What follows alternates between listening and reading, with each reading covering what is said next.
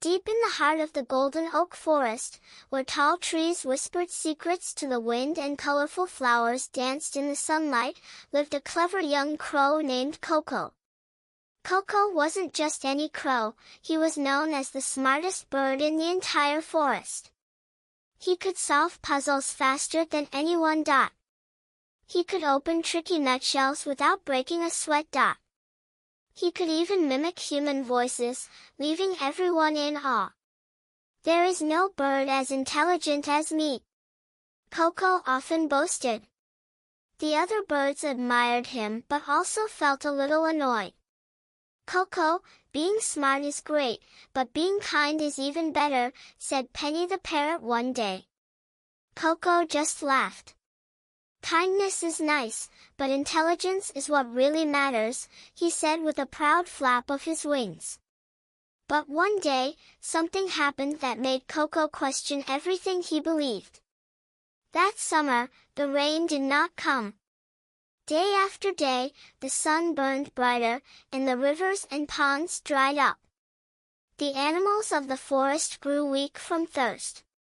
The deer searched for water but found nothing. The rabbits dug the ground in hope of moisture. Even the bees had no flowers to drink from. Coco, with his sharp eyes, searched everywhere. Finally, he found a tall clay pot near an abandoned hut at the edge of the forest. Inside the pot, there was a little water at the bottom. But the pot's neck was too narrow, and Coco couldn't reach the water. He thought for a moment and then remembered an old trick. He picked up small pebbles in his beak and dropped them one by one into the pot. As the pebbles sank, the water level slowly rose. Finally, it reached the top, and Coco drank to his heart's content. "I truly am the smartest bird in the forest," he thought proudly. But as he looked around, he saw the other animals still suffering. Their tongues were dry, their eyes tired, and their legs weak. A little sparrow fainted from thirst, falling near his feet. Coco felt a strange pain in his heart. He had solved his problem, but what about the others? And that's when Coco realized something. Being smart is not enough if I only use it for myself.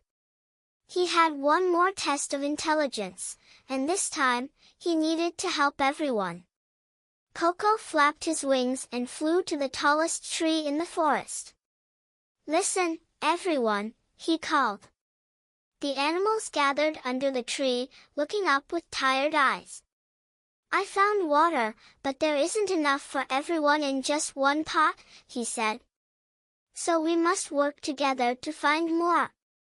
The animals listened carefully. "But where can we find water?" asked Benny the bunny. Coco thought hard. Then he remembered, long ago, his grandmother had told him about an underground spring deep in the forest. "We need to dig near the big rock by the mango tree," he said. "That's where the spring might be." The animals looked at each other. "Would it really work?" "It's worth a try," said Leo the lion. And so, they all worked together. The rabbits and foxes dug the soil with their paws. The deer kicked away stones with their hoofs. The elephants used their trunks to remove heavy logs. And Coco gave instructions from above, guiding them. Hours passed. The sun burned. The animals grew tired. Just when they were about to give up, a tiny trickle of water appeared. Then more. Then, whoosh! A fresh stream of water burst from the ground. The animals cheered and danced as cool, clean water flowed through the forest. They drank, splashed, and bathed in joy. The forest, once dry and lifeless, was now alive again. Coco sat on a branch, watching happily. He had used his intelligence, not just for himself, but for everyone. And for the first time, he felt truly proud. From that day on, the animals respected Coco not just for his intelligence, but for his kindness.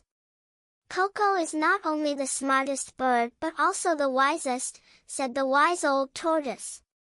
Even Penny the parrot smiled. "I told you kindness is just as important," she said. Coco grinned. "You were right, Penny," he admitted. "A truly intelligent creature helps others, not just himself." And so, Coco the crow became a hero in the golden oak forest. Not because he was the smartest, but because he had learned the greatest lesson of all. True intelligence is not about solving your own problems. It is about using your wisdom to help others.